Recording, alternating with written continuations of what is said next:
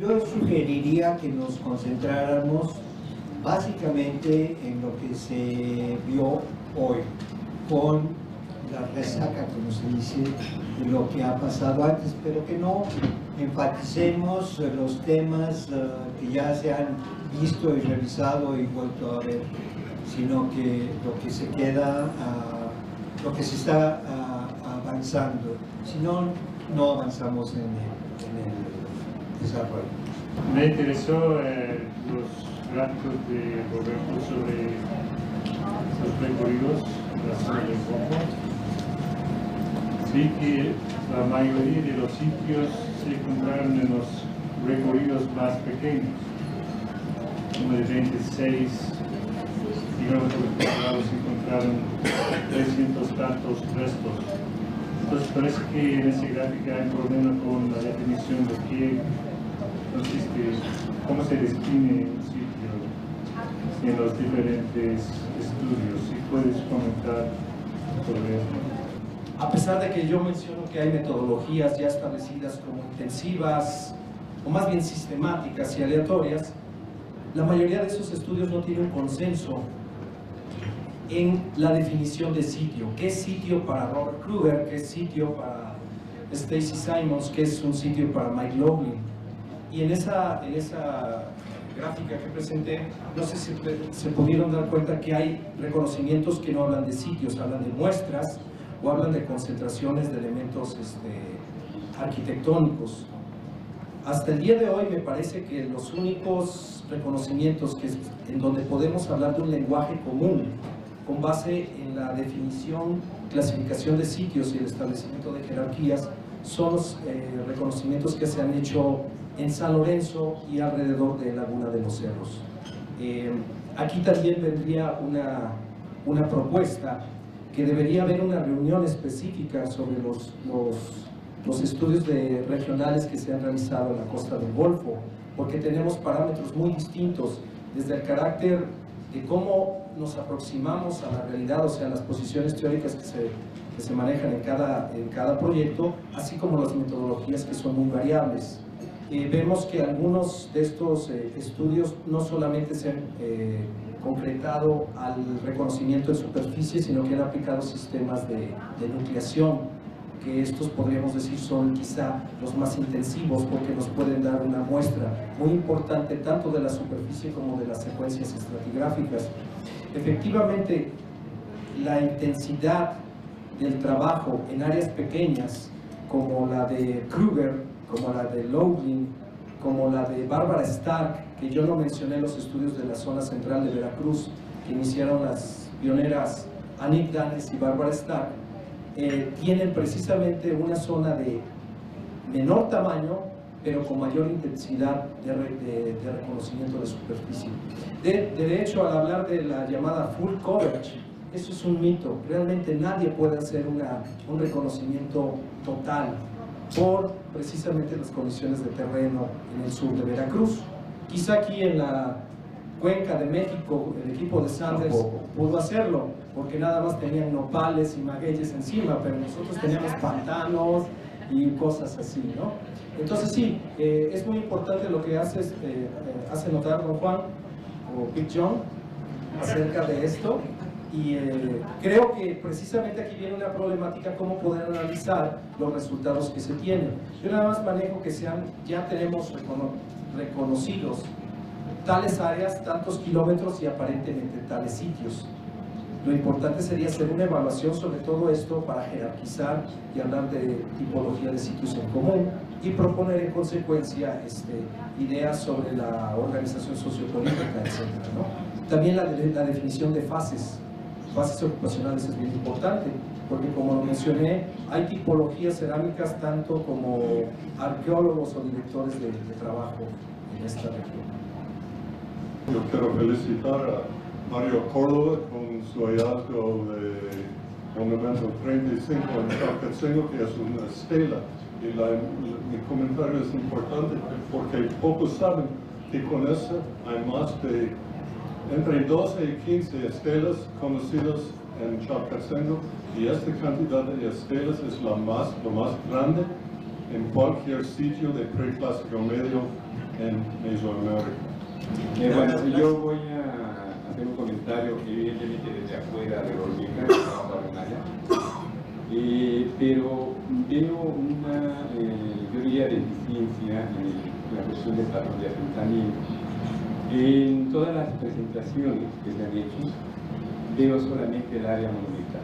O sea, ¿qué está pasando con el asentamiento como tal? O sea, hablan de cuántas hectáreas para San Lorenzo, pero ¿cuál es el patrón de asentamiento? Yo preguntaría. O sea, ¿cómo está la distribución del resto de la población para una cosa? Porque además en Olmeca me están hablando del centro ceremonial. O sea, en área maya nosotros no hablamos de centros ceremoniales, hablamos de ciudades donde hay todo un componente urbano, ¿no?, que da sustento precisamente a una ciudad. Esa es una cosa que yo no estoy viendo un poco en Olmeca. O sea, igual es problema de desconocimiento. En 1995 presenté mi tesis de licenciatura y entre algunos objetivos de esta era definir el tamaño de San Lorenzo para la época de su máximo apogeo, o sea, preclásico inferior, con base en un estudio de reconocimiento de superficie, sin excavaciones, sin nucleaciones. Lo que realicé fue utilicé la unidad de medida en la parcela, para lo cual está dividido la parte superior de San Lorenzo, y que en los 70s, en 1976, David Rossman había calculado como de 90 hectáreas, algo así, la parte superior, que corresponde más o menos a la cota 50 metros sobre el nivel del mar, que más o menos es la zona que topografió Ray Klotzer y que publicaron en 1980 Coindil. Sin embargo, los materiales en superficie se dispersaban en una área mucho mayor. En 1995 propuse que los materiales arqueológicos en superficie para San Lorenzo del preclásico inferior estaban alrededor de 690 y tantas hectáreas, pero que esto era susceptible al colapso de las partes altas de los materiales arqueológicos hacia las partes bajas, que más o menos iba hasta la cota 30 metros sobre el nivel del mar.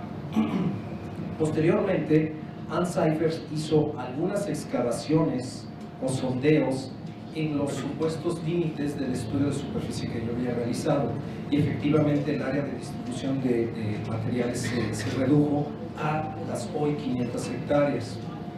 Y esto es algo que ya me había preguntado precisamente Ponciano y Carmen: ¿qué sustento estratigráfico tenemos para esto? Precisamente el objetivo del proyecto 2005 de Ann Cyphers es, por medio de la nucleación total de la parte superior de San Lorenzo, y es la primera vez que se va a poder digitalizar un sitio Olmeca con base en una nucleación, se va a poder definir por primera vez los límites reales del sitio de San Lorenzo por diferentes etapas. Ahora, el patrón de asentamiento en el llamado hinterland alrededor de San Lorenzo es muy intensivo y va en varios tipos de sitios clasificados en 5 o 6 niveles. Definitivamente no tenemos una tipología bien establecida para compararlo con otras regiones, porque eso es lo que manejamos hace rato. Pero desde el punto de vista metodológico me parece que lo que se ha podido llevar a cabo con base en los recorridos de superficie han sido adecuados. Hay que complementar esta investigación por los estudios estratigráficos que todavía no tenemos, pero que en algunos lugares como en Tres Zapotes, precisamente Carl Wen, en su tesis de maestría, utilizó precisamente la utilización de barrenos, pues, para definir el tamaño de Tres Zapotes.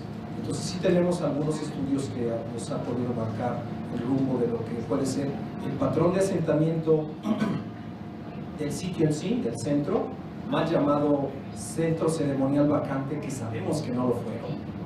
No sé si son ciudades como plantea Rebeca, pero parece ser que son complejos habitacionales muy intensivos en su parte nuclear y con sitios periféricos de diferentes órdenes alrededor de ellos. No sé si de alguna manera se ha podido responder a lo que plantean.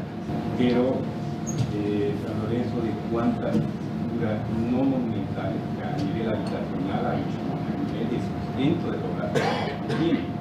Alrededor de San Lorenzo, en ese momento, por los datos que tenemos, en el preclásico inferior, no hay nada comparable a San Lorenzo en todo Mesoamérica. Creo que eso, la mayoría estamos de acuerdo. No digo todos, pero la gran mayoría. Hay más de 200 asentamientos de distintos tamaños alrededor de San Lorenzo, en un área más o menos de 396 kilómetros cuadrados. No sabemos si más allá. ¿Perdón? No, eso forma los sitios alrededor de lo que definimos como el centro nuclear. Es en relación a la pregunta que hacías de Patricia Centennial. Lo que ha pasado es que tampoco hemos sido capaces de unificar criterios para el reconocimiento de superficie. Nosotros ocupamos los mismos que ocupó Roberto Sánchez, porque creemos que si ocupamos métodos de recorridos similares podemos comparar nuestra información y entonces no vamos a tener muchas diferencias. Nosotros hicimos un recorrido intensivo, cada 100 metros, hicimos transectos y cada 25 metros tomamos muestras de la cerámica, que es algo similar que hizo el proyecto de Matacapa. Eso a nosotros nos ha dado muy buenos resultados, pero no hemos ocupado un área muy grande. Nosotros empezamos desde 1988 el recorrido porque no confiamos mucho en lo que nos dice la superficie. Cuando llegamos a la meseta de San Lorenzo, la tercera parte era pasto, era potrero de ganado, pasto alto por sí. El resto era monte alto que no se había cortado en quizás 40 años. Pasamos 2 años cortando el monte y quemando la pasta. Y luego Ray Crosser, atrás de los fuegos, realmente, venía con su plancheta y hacía el plan. Nunca nos metimos en las barrancas porque el bosque era aún muy denso allá. Nosotros hicimos el error de pensar que el sitio era la meseta y no más, que las laderas no tenían nada que ver. Realmente no lo sabíamos. Cuando llegó a comenzar su proyecto, ya los campesinos habían quitado todo el monte de todo. Entonces ella y su equipo podían ver que sí hay cosas en las laderas. Y yo acepto sus estimaciones y las estimaciones de Roberto del tamaño del sitio. Nosotros hicimos una estimación muy baja, de 100, de 1 kilómetro cuadrado, y realmente mucho más grande que eso. Y eso es un problema con las investigaciones pioneros iniciales en comparación a lo que se puede hacer después. Y es muy natural en el desarrollo de la arqueología de cualquier región. No sé si esto ayuda para que comprendan la gente que no estaban ahí, porque el mapa de Ray Crosser, tan bueno como es, no es completo del sitio. Y cuando mi referencia el otro día a puro relleno se refiere a la meseta, no a las laderas. Las laderas no sé, pero yo hice excavaciones de 3, 4, 5 hasta 7 metros de profundidad encima de la mesa, y eso sí era puro relleno, sentado encima de arena natural que obviamente se habían limpiado, emparejado para depositar relleno. Habló el señor de como 6,000 unidades domésticas o algo en Calakmul, ¿verdad? Contando las plataformas, ¿verdad? Bueno, uno de los problemas que tenemos es que en el sur de Veracruz muchas veces no construyeron sus casas en plataformas, entonces no sirve para contarlos, subestima mucho la población. Sabemos por excavaciones en Betzhuapan, ahora en Tres Zapotes y otros lugares. La otra cosa es que, bueno, sí hemos encontrado pisos, por ejemplo, en Tres Zapotes que claramente son domésticos. Entonces, no es que todos los sitios grandes en el sur de Veracruz solamente tienen relleno. No puedo hablar de San Lorenzo, pero por nuestra experiencia en Tres Zapotes sí se puede encontrar pisos y otras cosas. La manera de cómo se concibió hace 30 años la relación entre Oaxaca, por ejemplo, y la región Olmeca dependió mucho en la estimación del tamaño de San Lorenzo. Y si se pensó hace 30 años que San Lorenzo era pequeño, quizá no era tan erróneo pensar que San José Mogote, por ejemplo, hubiera competido en alguna forma con San Lorenzo, tanto en organización como casi en tamaño. Ahora que San Lorenzo creció a 5 kilómetros cuadrados, ya es otra cosa. También con los nuevos descubrimientos de monumentos y otros datos cambia la situación. Y esta es parte como la historia de la arqueología, cómo va cambiando las ideas en base a los datos disponibles. Las metodologías de patrón de asentamiento que se inician en Veracruz parten de estrategias establecidas para el centro de México, zonas áridas. Entonces, lo que hemos visto en los últimos 20 años es que se fueron adaptando las metodologías de patrón de asentamiento de recorrido a condiciones particulares que son de la costa, donde no tenemos piedra, no tenemos evidencia de plataformas, empezamos a adaptarlo a una vegetación de zacate que es horrible, aparte de las garapatas, que no se ve nada, pero se han ido adaptando, y yo creo que más que unificar criterios es siempre dejar bien claro qué metodología se emplea, qué criterios se emplea, porque a partir de ese momento se puede comparar con mayor o menor facilidad. Obviamente, si se utiliza la misma metodología, es una comparación lineal. Yo creo que hay varios proyectos que tuvieron varios énfasis también según su presupuesto, que afectó tanto la estrategia de recorrido como la intensidad o la extensión de recorrido. Y lo que sí se ha estado viendo, que sí se han adaptado las metodologías, se han generado nuevas metodologías adaptadas a un medio ambiente tropical bajo, y yo creo que el centro del Veracruz ha sido como un laboratorio de experimentación muy importante, y se han generado metodologías nuevas que han aportado mucha información. Entonces yo creo que sí hay que darle el reconocimiento a los proyectos de patrón de asentamiento en ese aspecto. Y yo creo que sí, hay metodologías explícitas, criterios explícitos que dan la base para una comparación luego, tanto dentro de la región como a nivel mesoamericano. Quiero hacer notar que el desarrollo de todas las culturas es igual al desarrollo de la investigación arqueológica, y está basado en el método, en las técnicas, en los presupuestos y mucho en los criterios. Para empezar, no sé por qué no está Ann Cyphers aquí, porque ella seguramente tendría que responder lo que yo de alguna manera he tratado de decir.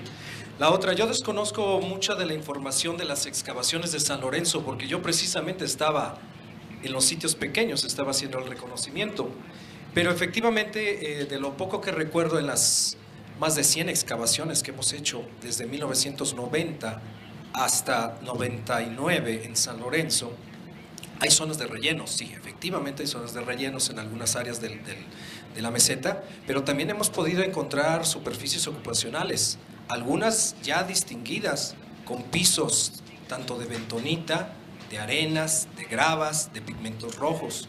Como lo había yo mencionado la vez pasada, algunas unidades domésticas se han podido excavar, como D531, D4 Plan, La Ceiba, el famoso Palacio Rojo, etc. Entonces, sí se tiene ya un conocimiento más amplio, por supuesto que gracias al primer estudio, vamos a decir, completo para San Lorenzo de Mike Coe y Dick Deal, y obviamente el proyecto que se está llevando a cabo en San Lorenzo va precisamente a echar por tierra muchos de los elementos sobre la densidad ocupacional del sitio, que en el caso de los patrones de asentamiento la hemos subestimado, para no hablar que hay más población alrededor de ella. Y la otra es que precisamente con este proyecto 2005 seguramente mi tesis de licenciatura va a quedar demasiado exagerada, porque parece ser que el sitio no es tan grande como lo habíamos planteado, pero definitivamente es mucho más grande también que la propuesta que había existido anteriormente. Ahora, respondiendo de alguna manera también a lo que mencionó Ramón Carrasco, los sitios que están alrededor de San Lorenzo no pueden ser identificados tan fácilmente como unidades domésticas o casas, porque para empezar la arquitectura olmeca en la mayoría de las ocasiones está enterrada, está bajo tierra. Ocasionalmente, como en los sitios pequeños, La Abundancia, El Paraíso, un sitio que yo tengo que se llama La Isla, sí tenemos esas pequeñas elevaciones que pudieron servir como base para palafitos o casitas puestas arriba de la línea de inundación, pero realmente desconocemos mucho todavía de la arquitectura típica olmeca, aunque hay trabajos ya sobre esto. Precisamente hay un artículo de Ann Seifer sobre la arquitectura olmeca, Hernando Gómez Rueda también menciona algo, y todavía falta mucho por aclarar respecto a este tipo de propuesta para las casas o los asentamientos olmecas. ¿Qué distancia hay entre San Lorenzo, máxima mínimo, entre los sitios que tú dices que hay alrededor? Me imagino que esto tiene que ver con el rango de distancia para declarar un lugar con evidencia de ocupación humana como sitio. La distancia mínima que consideramos fue 50 metros. 50 metros entre una concentración de tepalcates o 50 metros entre una islita a otra, la considerábamos como un sitio. Ahora, eso definitivamente no implica que es un sitio, sino puede ser un complejo de asentamiento distribuido en varios lugares, en varias zonas. Es lo que decía Aníg hace rato, tenemos que unificar criterios. Todavía estos estudios, como lo mencioné, están empezando. Qué bueno que se han hecho, unos más intensivos, otros más extensivos, pero tenemos que depurar muchísimo la metodología, hablar de un lenguaje común. Qué bueno que ya se hicieron. Y bueno, gracias también a los recorridos pioneros que hicieron aquellos que se aventaron a meterse a las junglas olmecas, ¿no? Como Drucker, como Contreras y otros. Sí, yo estoy totalmente de acuerdo en que debemos de establecer de algún modo un sistema que sea compatible en términos comparativos para que podamos evaluar la información en diferentes niveles, ¿no? Lastimosamente, pues los arqueólogos no nos ponemos de acuerdo muchas veces uno con otro, ¿no? Sobre nada. Eso sería lo ideal. Y hay que hacer el intento, por supuesto, ¿no? De unificar esos criterios. Pero yo quería puntualizar en un aspecto que de repente se nos olvida y aterrizar en lo práctico. Estoy pensando en el nuevo cambio de ley, del cambio de ejido a propiedad privada. Aquí nos vamos a involucrar los arqueólogos ante una problemática que tiene que ver también con las cuestiones jurídicas, ¿sí? Ya tuvimos un caso que ahorita me acuerdo en Santiago Tuxtla, en donde por el cambio de propiedad, una arqueóloga, nuestra querida amiga Marci, simplemente no pudo hacer recorrido como ella lo había planeado, porque hubo áreas en las que no pudo tener acceso, dado que el propietario, al cambio de propiedad, de equidad a la propiedad privada, ya no le permitió caminar por su terreno, ni siquiera cruzar por los potreros. Entonces, esa es una realidad práctica que tenemos que pensar también los arqueólogos que nos vamos a enfrentar de ahora en adelante, ¿sí? Y ese es aterrizar en el campo. Una cosa es lo que planteamos en el papel y cómo vamos a recorrer nuestros transectos sistemáticos hacia campo traviesa, y de repente nos encontramos con que un dueño pues simplemente nos va a venadear si atravesamos su territorio, ¿no? Entonces creo que sí es una cuestión que debemos de comenzar a pensar en el futuro. No lo teníamos antes porque podíamos entrar con toda la facilidad del mundo. Avisábamos a la autoridad ejidal y había una reunión con los ejidatarios y demás, y había algunos problemas, siempre los ha habido, pero siento que era más accesible el tener los permisos para cruzar sus terrenos. Y sobre todo cuando vamos a afectar su potrero, vamos a afectar su cañal, vamos a afectar sus sembradíos, ¿no? Pregúntale a Cris cómo se modificó su presupuesto el año pasado con las exigencias de los campesinos para hacer un pozo estratigráfico o para hacer el recorrido, ¿no? Nos pedían las perlas de la Virgen para hacer un hueco, ¿no? Y ya nos querían cobrar casi como si fuera pozo petrolero, porque querían cobrarnos decían, no, yo nada más les di permiso para el metro, 1 metro de profundidad, pero de 2 metros para abajo me tienes que pagar más. Entonces, toda esta problemática que parece, digo, tan trivial o tan sin importancia, creo que es una cuestión que debemos de pensar y necesitamos asesoría legal del departamento jurídico para buscar alguna manera de poder tener acceso a estos permisos, ¿no? Porque sí, yo siento que nos vamos a enfrentar a un problema futuro muy grave y probablemente también, David, se está enfrentando a esta situación que ya es práctica, ya no es ficticio, es práctico. Y eso está la arqueología también enfrentado a eso, ¿no? Me parece que los últimos años han evidenciado en México que cada día es más grave el problema de la tenencia de la tierra. Lo que tocó Enrique Fernández hoy con San José Mogote, que me parece un tema toral y que lo acaba de mencionar Ponciano, está presente en todo lo que estamos discutiendo en los últimos años en el INE.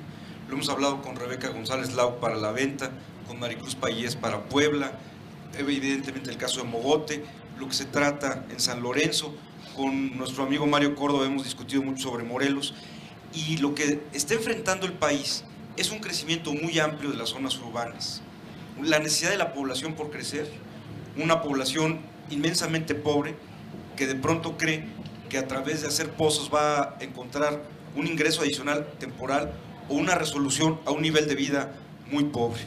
Yo creo que el reto para el Instituto Nacional de Antropología e Historia y todos los que trabajamos en él es poder hacer comprender a otras áreas del gobierno federal que tenemos que tener una política de Estado en la preservación de los terrenos. Es muy difícil para el INAH y para mis propios compañeros arqueólogos, no pensando en los problemas muy visibles como un Walmart o como una bodega horrera, sino las necesidades de la población. ¿Qué hace uno con una familia que va a ser una casa muy modesta, muy pequeña y que tiene la necesidad de vivir y tiene la necesidad de tener agua corriente y tiene la necesidad de tener electricidad como cualquiera aspiraría a vivir en condiciones mejores? ¿Cómo conciliar la preservación del patrimonio con las necesidades de la población? Un país que tal vez porque era una densidad poblacional menor o porque funcionaba de otra manera, no tuvo nunca necesidad de comprar la tierra para hacer el trabajo arqueológico. Hoy el problema no es la venta o Chalcatzingo, que nos ha dado una enorme preocupación en los últimos tiempos, u otras zonas, sino es el conjunto del país el que tiene por delante un reto enorme para diseñar una política de Estado de cómo preservar y combinar esa preservación del patrimonio con el crecimiento de la población. Creo que el tema que tocó el doctor Enrique Fernández en la reunión pública, sin duda alguna es un tema toral que no tiene que ver con lo olmeca, que no tiene que ver con lo maya, que no tiene que ver con lo teotihuacano, pero que tiene que ver en su conjunto con la preservación del patrimonio cultural. Creo que las condiciones en las que se trabajaba por parte de los arqueólogos hace 15 o 20 años, 30 años, 40 años, son radicalmente diferentes a las que vamos a enfrentar en los próximos años. El planteamiento que ha hecho el Instituto a las autoridades económicas de nuestro país, a la Secretaría de Hacienda, a la Secretaría de Educación Pública, es comenzar a contar año con año con un fondo que podamos comprar lo más inmediato. Y tenemos una lista, como dijo nuestro director general hace un rato, unos terrenos de Cholula, lo de San José Mogote, y tenemos una lista enorme, lo del Ambitieco, que no lo hemos pagado, y tenemos una lista enorme. No hay dinero que alcance para comprar todo, por otro lado. Y aunque fuéramos un país rico, podríamos comprar todo lo que necesitamos comprar. Uno de los problemas centrales de Teotihuacán no es la bodega horrera, es que mucho de la zona B y de la zona C está en manos privadas. Y no podemos parar ni podemos frenar ese crecimiento poblacional.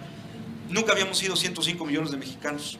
Yo creo que hace 100 años o hace 50 años nadie pensó que muchas de las zonas iban a ser afectadas porque íbamos a ser tanta población. Un caso muy crítico es el de Morelos. Con nuestros compañeros arqueólogos de Morelos hemos hablado que probablemente el énfasis fundamental es el del salvamento frente a un crecimiento brutal de la población, de caminos, etc. Uno de los retos esenciales que la institución tiene por delante, además de seguir siendo federal, además de mantener su carácter social, los que trabajamos en línea estamos convencidos que tiene que ser una institución de carácter social, de disfrute de la comunidad, y que tenemos que mantener los principios políticos con los que se creó muy en alto, pero además uno de los problemas que se incorporan es justamente la tenencia de la tierra. Yo creo que hoy por hoy la respuesta más inmediata es lo de la compra de terrenos, la negociación con los propietarios, pero debemos de construir una política, por eso decía yo, una política de Estado de los próximos 15, 20 años, cómo vamos a encararlo como institución, un problema que como institución nos desborda, porque no tenemos injerencia en la tenencia de la tierra, porque no tenemos todos los recursos para poder comprar, porque no tenemos la capacidad de diálogo. Cuando la gente nos pide una carretera, se les deja hacer una excavación a los arqueólogos, o pide una carretera a cambio de que se pueda llevar una pieza prehispánica. Son condiciones de orden político, son condiciones de orden económico y social que no existían hace 15 o 20 años, pero que hoy constituyen una realidad del México contemporáneo. Yo creo que el INAH hace, y agradezco institucionalmente muchísimo el comentario que se hizo públicamente, lo hacemos yo creo que todos los que participamos en el instituto con un gran compromiso con el país. Me refiero a los investigadores, a los arqueólogos, a los administrativos, a los técnicos, a los manuales, a los custodios, a los que tenemos algún papel como autoridad. Yo creo que todos tenemos un enorme compromiso con nuestro patrimonio porque significa para México su identidad nacional, su cohesión social. Entendemos que trabajamos por un problema cultural, de investigación, de conocimiento, pero también trabajamos por la unidad de México y porque siga siendo país en mucho. Ahora, tenemos un reto por delante enorme. Si vemos el norte de México, no tiene la presión de la tierra que aquí tenemos. Las zonas arqueológicas del norte del país, que son menores en su dimensión, pero muy importantes también regionalmente, no tienen una presión de la tierra porque la población es menor, porque el territorio es más grande. El problema de presión sobre la tierra lo tenemos en el centro del país y paradójicamente lo tenemos donde hubo los mayores asentamientos prehispánicos.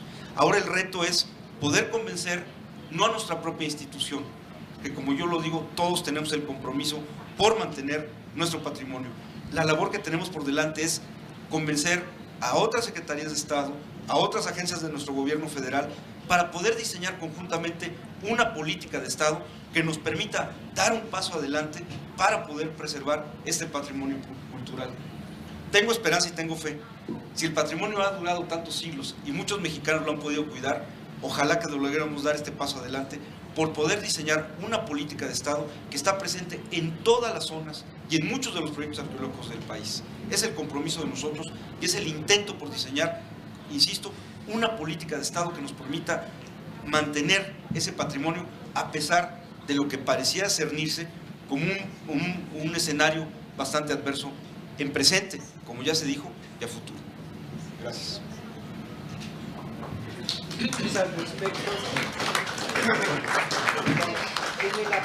Yo soy uno de los pocos arqueólogos aquí que tiene una pierna en el centro de México y otro en la costa de Europa. Yo comencé mi carrera aquí en los 60, entre 1961 y 64, hicimos un recorrido del Valle de Teotihuacán, afuera de lo que ahora es zona A, B, C, con Guillermo Sanders. Descubrimos más que 200 sitios aztecas de pueblos y aldeas que formaban una línea arriba del fondo del valle, pero antes de llegar a la Serranía Alta. Esa es una ocupación muy importante para comprender cómo vivían los aztecas. Pues ya no existe ninguno de estos sitios. Todos han sido destruidos por arado intensivo, por arado nuevo que se mete hasta el tepatate y revuelve toda la tierra. Pasado mañana, mi esposo y yo vamos a ir con Robert Cobain a Tula, donde yo trabajaba en los 70, y desde que yo trabajaba en la ciudad de Tula, yo siempre he querido poner un proyecto en un pueblo tolteca para hacer comparaciones con cómo vivía la gente afuera de la ciudad y dentro de la ciudad. Mi intento era ver sitios rurales alrededor de Tula, pero me dijo Bob, ya no existen, ya no hay ni uno que vale la pena excavar. Bueno, esas son páginas de la historia tolteca que nunca vamos a tener. No los tenemos, están perdidos para siempre. Y nunca vamos a saber cómo vivía un campesino azteca o un campesino tolteca. Y francamente, eso es tan importante de cómo vivía un rey maya, un rey olmeca, quien quiera que sea. no es solamente monumentos grandes, no es solamente piezas impresionantes, es todo el récord arqueológico se está desapareciendo. Una pregunta de metodología para los que trabajan en estudios regionales en la costa del Golfo es si se va a recolectar los materiales o no. Una de las problemáticas que tenemos en los estudios de superficie, por lo menos en el sur de Veracruz, está la poca densidad de materiales cerámicos y arqueológicos en superficie. Entonces, generalmente lo que hacemos es llevar todo el muestreo que encontramos. A veces para presentar el rango o la definición de sitio, tenemos que establecer un número mínimo de cerámica, que puede ser variable distinto al proyecto. Algunos hablan de 30 tepalcates o de 50 tepalcates, etc. Y eso es una colección bastante generosa.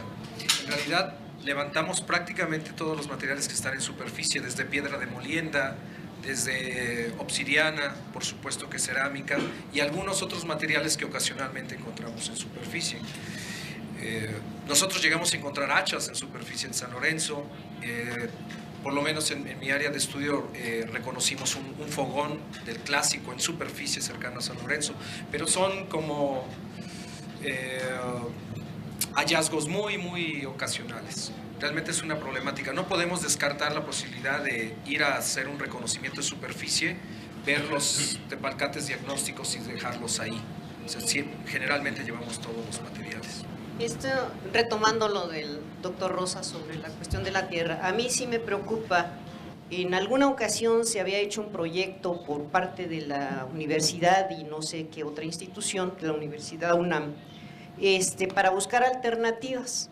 Entonces, se metió un proyecto y yo propuse que las comunidades vecinas, como son las Tinajas, Tenantitlán, Atzingo, las que están cercanas a la zona arqueológica, que son los dueños de los terrenos, se les pusiera se les diera alguna manera de que ellos produjeran algo, de que vivieran de otra cosa. Entonces yo propuse que a una comunidad se les pusieran criaderos de mojarras, de langostinos, etcétera, etcétera.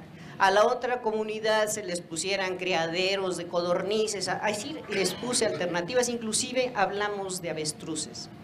Estos datos los toma la presidencia municipal, los mete a un gran proyecto, pero nunca se han echado a andar. Es decir, aquí estamos hablando también de cuestiones y de partidos políticos. Acaba de perder el PRI en Guerrero, ¿sí? Y ahorita las comunidades están empezando, voy a decirlo tristemente, atrás de Teopan, atrás del cerro del Tecuantepec, hay una zona arqueológica muy grande también, sí, que empieza desde el preclásico y se va hasta el clásico. Esa zona en estos momentos está siendo terriblemente saqueada, sí. ¿Qué pasa? Los dueños de las parcelas ya circularon con alambre de púas. Entonces el dueño del terreno da permiso para que hagan saqueos. Los dueños de los terrenos ya sienten su propiedad, es decir, ya a pesar de que es una propiedad ejidal y comunal, ya no la están respetando. Es decir, están dando ellos permiso de saqueo. Lo grave de todo esto es que tanto los custodios como yo, es decir, estamos terriblemente amenazados de decir si nosotros intervenimos, sí. De todas maneras, el lunes tendré que ir a ver qué es lo que están saqueando. Pero yo me refiero a la tenencia de la tierra, es decir, no se resuelve. Si nosotros podemos pagar la tierra, pero me dicen ellos, ¿en dónde sembramos para comer? Sí, mi comentario no tiene nada que ver con este último punto, sino más bien con algo que ya habían aludido Roberto, Dick, Chris. y también a Nick, y en cierta forma me va a permitir también responder la pregunta de Michael acerca de las estrategias en los recorridos. Creo que algo que no se ha mencionado explícitamente es el hecho de que en las costas del Golfo pues nos presentamos con la situación de una geomorfología muy particular, con todos los sistemas fluviales que arrastran una gran cantidad de material, ¿no? Obviamente todos estos ríos llevan una carga de agua diferencial, no todos son del mismo volumen, pero en nuestros recorridos en la zona de Hueyapan notamos casos de muchos sitios que han sido tremendamente impactados por los cambios en los cursos de los ríos. Y claro, el impacto no nada más es la destrucción natural de los sitios, sino también el problema de la redeposición de todos estos materiales que se arrastran de sus contextos originales y son en las cuencas más bajas redepositados en una forma muy diferencial, ¿no? Y eso obviamente también afecta a nuestra habilidad de reconocer sitios o evidencias de ocupación humana, ¿no? Entonces esto complica un poco más también el asunto. Creo que a nivel metodológico y un poco el manejo de la información, sí habría que repensar el término sitio solamente para una concentración de materiales, ¿no? Esto, cuando hablamos de sitios, entonces nos están dando un panorama que muchas veces no se está ajustando a una realidad como tal. Creo que a nivel, digamos, metodológico y de interpretación de los materiales, deberían pensarse como una revisión de estos aspectos, ¿no? Porque un sitio a 50 metros de otro sitio me parece como que estamos chocando con algo, ¿no? Me pareció interesante la propuesta que da sobre la importancia que tiene el trabajo de la piedra o la explotación de la piedra en Guerrero. Y habló algo del jade. ¿No han identificado o si hay posibilidad? No. Hace a lo menos 100 años que lo buscan. Un señor Endrich escribió sobre el jade y sobre las abejas, otras cosas, se han hecho muchas investigaciones. Pensaban encontrarlas en la frontera con Puebla, pero de momento no han encontrado nada. Y desde que han encontrado los yacimientos en el Motagua, entonces ya ni hablan de la posibilidad.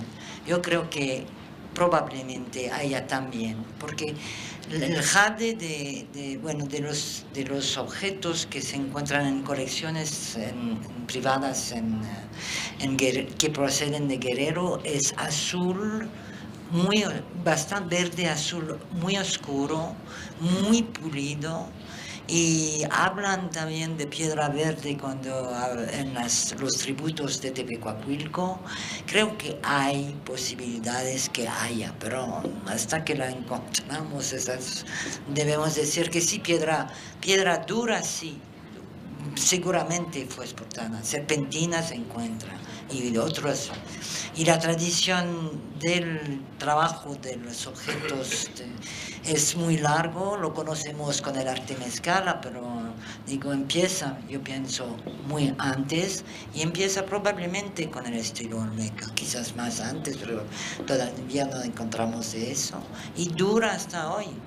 Y he encontrado cuando trabajaba más bien el problema del estilo mezcala, talleres a lo largo del Balsas, que no he excavado, es un proyecto quizás futuro, para tratar de ver la chaîne opératoire, para comprender de dónde viene la piedra, de cómo se transforma, de cómo se distribuye, y etcétera, etcétera. Si vas a hacer el proyecto Mezcala, busca dentro de lo que arrastra el río, piedras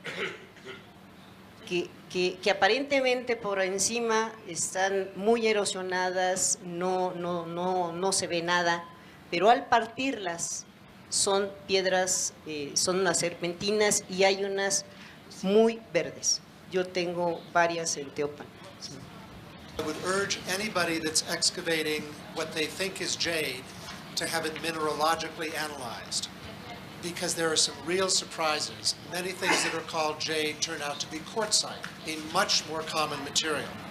There's epidote, there's jadeite, there are a whole series of things.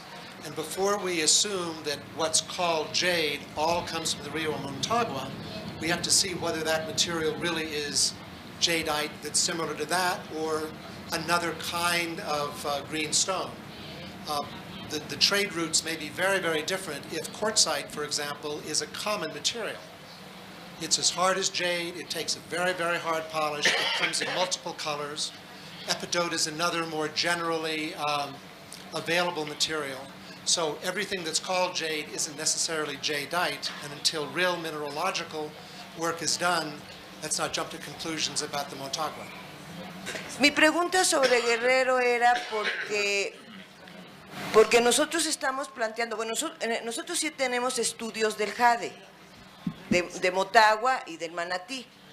Hay una tesis de Olaf Jaime que se refiere a esto, pero mi pregunta es porque hay jade, debe de haber jade en todos lados, los aztecas mismos, en Sagún lo menciona, en todo Mesoamérica, y cambiaría mucho la perspectiva que se tiene desde que viene de Guatemala, que es una región mucho más lejana, a que probablemente venga de Guerrero. Yo creo que sería muy importante que se hiciera un proyecto de este tipo, porque la verdad es que estamos a lo mejor haciendo conclusiones en algunos lados, sobre conclusiones que no están muy bien. Recientemente se han encontrado más piedras verdes en las excavaciones de Teotihuacán, y en las últimas excavaciones que está haciendo Saburo y Rubén Cabrera en la Luna se han encontrado muchos más piezas grandes, unas tipo mezcala en una etapa muy temprana, más temprana de lo que se había pensado correspondía a lo mezcala, pero todavía son parte de estudio y hay que echarles un ojo nada más. Cuando dices más temprano, ¿qué quieres decir? Porque mezcala en Guerrero lo tengo entre 500 y 200 antes de Cristo. Entonces discúlpame, pero decía yo antes de lo que se había pensado de la presencia en Teotihuacán, que se había pensado era Tlamimilolpa Xolalpan, y ahora parece que es Zacuali o Micaotli, es decir, 150, 200 en lugar de 500, 600. Uno de los iniciadores de los estudios del jade es un francés que se llama François Gendreau. Él empezó a trabajar la cuestión del jade hace algunos años, y recientemente Olaf Jaime acaba de presentar su tesis, que por cierto ganó una de las categorías del INA, sobre los yacimientos del Valle del Río Motagua. Actualmente el geólogo Pierre Masson está también trabajando junto con Gendreau para la identificación de las hachas de supuesto jade o de jade del Museo de Antropología de Jalapa. Entonces también se puede obtener información a través de este geólogo. Me parece que los estudios sobre lo del jade están empezando muy bien, y me parece que también va a ser una temática importante en las próximas reuniones sobre Mesa Redonda Olmeca. Si no hay más intervenciones, tenemos que hacer el sacrificio de ir a comer. ¡Yupi!